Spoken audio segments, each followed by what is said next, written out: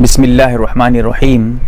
نماز پڑھنے کے بعد جائے نماز یعنی جس چیز کو جس کپڑے وغیرہ کو بچھا کر ہم نماز پڑھتے ہیں اس کے کونے کو پلٹ دیتے ہیں اور یہ کہتے ہیں کہ اگر نہیں پلٹیں گے تو شیطان اس میں نماز پڑھ لیتا ہے۔ اس کی کیا حقیقت ہے وہ آپ کے سامنے رکھوں گا۔ سب سے پہلی بات تو میں یہ سمجھ نہیں پا رہا ہوں، شیطان اگر نماز پڑھ لیتا، نماز میں کرتے کیا ہیں؟ رکوع کرتے ہیں، سجدہ کرتے ہیں، تو شیطان اگر نماز پڑھ لیتا تو پھر وہ مردود کیوں ہوتا؟ اس پہ لعنت کیوں ہوتی؟ وہ پھر جو ہے انسان کا دشمن کیوں بنتا؟ جنت سے کیوں نکلتا؟ سمجھ میں ان کی بات میرے نہیں آ رہی ہے۔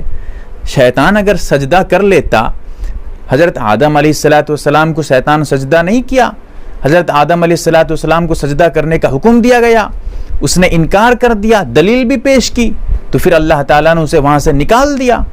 تو جب وہ سجدہ کر لیتا تو پھر یہ معاملہ کیوں پیش آتا؟ تو سمجھ میں آ رہا ہے کہ جو شیطان کے نماز پڑھنے کی بات ہو رہی ہے یہ اس کی کتنی حقیقت ہے، یعنی یہ کہنا چاہتا ہوں بالکل من گھڑت ہے، ایسی کوئی بات نہیں ہے۔ جہاں تک کونا پلٹنے کی بات ہے، یاد رکھیے گا اللہ کے رسول صلی اللہ علیہ وسلم نے ایک اصول بیان فرمایا ہے، من احدث فی امرنا ھذا ما لیس منہ فہو رد۔ اللہ کے رسول صلی اللہ علیہ وسلم نے ارشاد فرمایا، دین کے بارے میں، دین کے معاملے میں اگر کوئی کہتا ہے، کچھ بتاتا ہے اور اس کی بات دین میں موجود نہیں ہے، شریعت میں موجود نہیں ہے، اس کی بات کا کوئی اعتبار نہیں ہوگا۔ اور دوسری روایت میں آتا ہے کہ کل بدعۃ ضلالہ وکل ضلالہ فی النار۔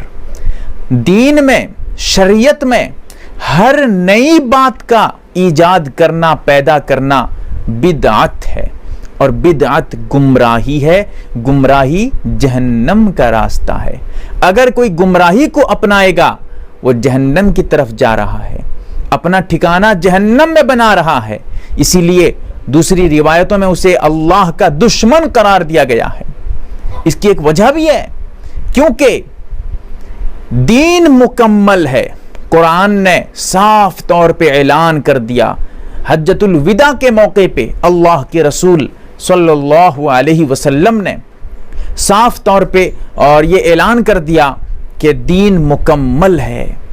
تو پھر اگر کوئی دین کو مکمل مانتا ہے، اس کے باوجود وہ دین میں نئی بات پیدا کرتا ہے، اس کا مطلب ہے کہ دین کو مکمل نہیں سمجھتا تھا وہ، اسی لیے دین میں نئی بات ایجاد کر رہا ہے، اسی لیے اسے اللہ کا دشمن قرار دیا گیا ہے۔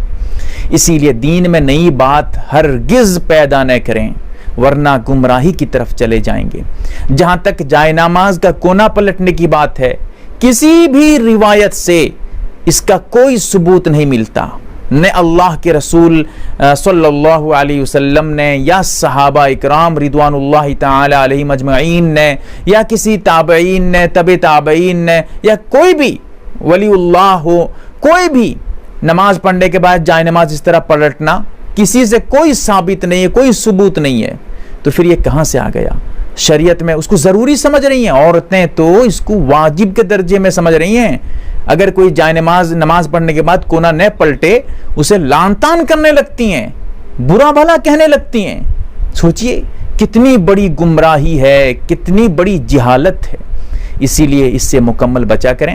ایسی کوئی بات نہیں ہے، نماز پڑھنے کے بعد جائے نماز اٹھا کر رکھ دیجئے۔ اب کونا پلٹنا، کیا کونا پلٹنا بھائی؟ اللہ کے رسول نے حکم دیا نہیں دیا، پھر یہ کیا نئی بات کیوں جو ہے شریعت میں آپ داخل کر رہے ہیں؟ اسی لیے اس سے بچیے گا، ایسی حرکت اور ایسا کام ہرگز انجام مت دیجئے جو گمراہی ہو، گمراہی کی طرف آپ جاتے ہوں، جہنم کی طرف جاتے ہوں، ایسا کام ہرگز مت کریے۔ اللہ تعالی ہمیں سمجھ عطا کرے۔ میں اس لیے کہہ رہا ہوں اس کو شریعت کا حکم سمجھ کر اس طرح کیا جا رہا ہے، اس طرح پلٹا جا رہا ہے، اور شریعت میں نہیں ہے۔ جب شریعت میں نہیں ہے، شریعت سمجھ کے ایسا کیا جا رہا ہے تو بدعت ہے، بدعت گمراہی ہے، گمراہی جہنم کا راستہ۔ مسئلہ حل ہو گیا۔ اللہ تعالی ہمیں سمجھ عطا کرے، آمین یا رب العالمین۔